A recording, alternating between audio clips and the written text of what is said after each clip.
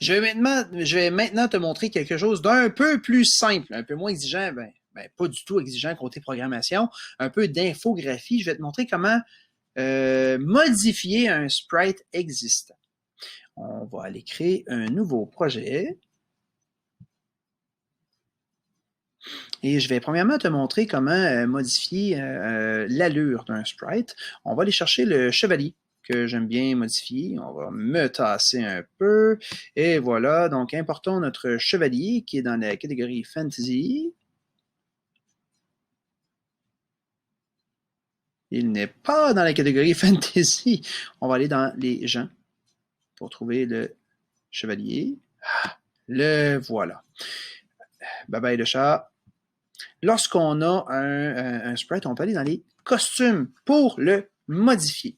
Exemple ici, là, si je voulais modifier la couleur de son pompon, premièrement, là, c'est vrai, je vais t'expliquer la différence entre deux types de dessins. Ici, on a un dessin vectoriel, contrairement à un dessin bitmap.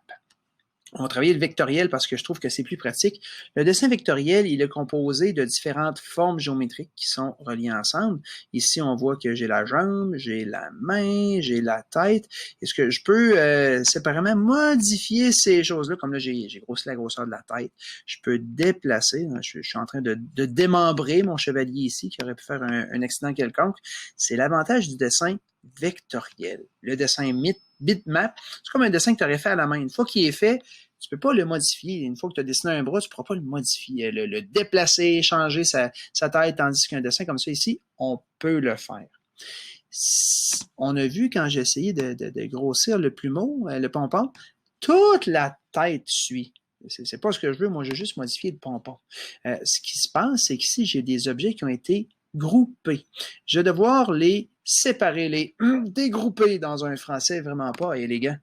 Ici, j'ai fait la fonction ungroup pour les séparer. Là, si je clique sur le pompon, on voit que là, il y a un petit peu moins que celui, là, il y a seulement le pompon. Là, je pourrais grossir la taille du pompon, exemple, pour le replacer, pour avoir un chevalier qui a un énorme pompon, par exemple. Je pourrais également décider de changer sa couleur. Si je veux un chevalier au pompon vert, j'ai cliqué ici sur Fill, la couleur de remplissage, et là, j'irai chercher vert. Sauf que tout est rendu vert. On a perdu l'espèce de détail noir qu'on avait qui faisait très beau. Ce qui se passe, c'est qu'on a encore deux choses qui ont été groupées ensemble, le contour et le remplissage. Si je fais encore Ungroup, séparer, on clique à côté. Là, j'ai d'un côté le remplissage et de l'autre côté le contour. Fait que là, je vais prendre le remplissage pour en changer la couleur. Et voilà. Donc, ce que je voulais te montrer ici, c'est la possibilité de changer la couleur de quelque chose et la possibilité de grouper et séparer des éléments.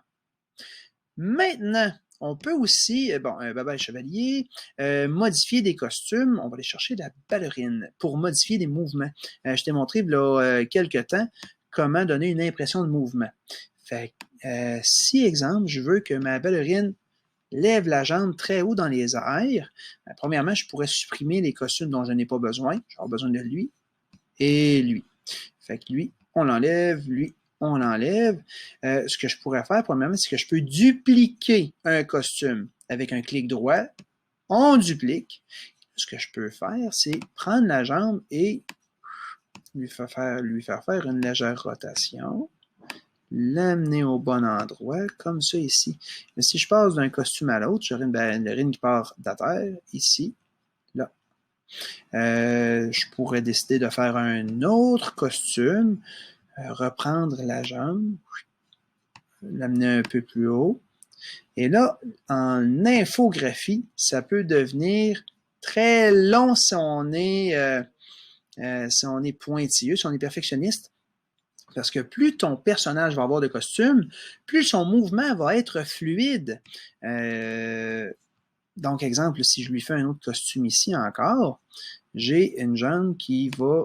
on a une ballerine vraiment flexible ici, quasiment une meneuse de claque, une cheerleader.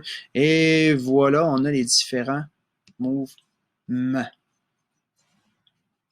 Donc maintenant, grâce au fait que tu puisses créer des costumes et surtout modifier des éléments de costume, tu vas pouvoir utiliser des sprites déjà existants dans Scratch et ben, les modifier pour leur donner des impressions de mouvement.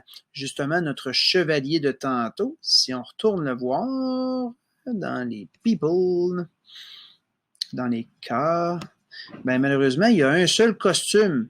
Si tu veux lui faire donner un coup d'épée, tu pourrais prendre le bras et l'épée, les grouper.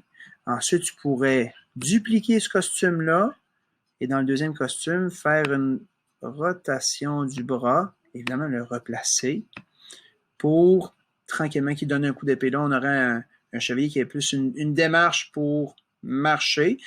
Et voilà, ben c'est comme ça que tu vas pouvoir ajouter des costumes et les modifier pour créer des mouvements et donner l'impression de mouvement à tes sprites. Je te souhaite une bonne programmation. On se revoit dans une semaine.